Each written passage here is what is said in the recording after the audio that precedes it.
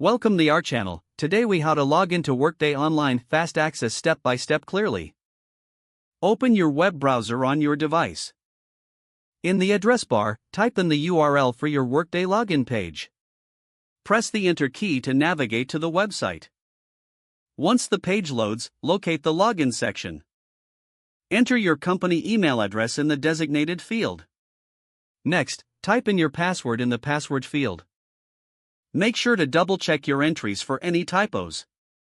If your organization uses single sign-on, click on the appropriate button for SSO access. After entering your credentials, click the Sign In button. You may be prompted to complete a verification step, depending on your security settings. Follow the instructions provided for any two-factor authentication, if necessary. Once authenticated, you will be taken to the Workday dashboard. You are now logged into Workday and ready to access your information.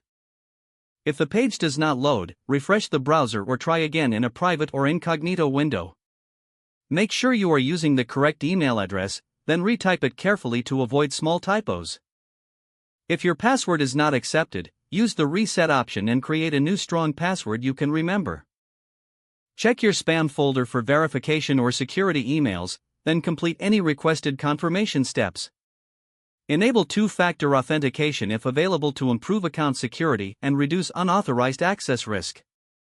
After signing in, review your profile details so your contact information and settings are accurate and current. If you see an error message, note it down and try again after restarting your device and internet connection. Log out when you finish, especially on shared devices, to keep your account and payment information secure. If the page does not load, refresh the browser or try again in a private or incognito window. Make sure you are using the correct email address, then retype it carefully to avoid small typos. If your password is not accepted, use the reset option and create a new strong password you can remember.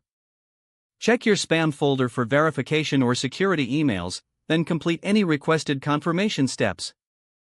Enable two-factor authentication if available to improve account security and reduce unauthorized access risk.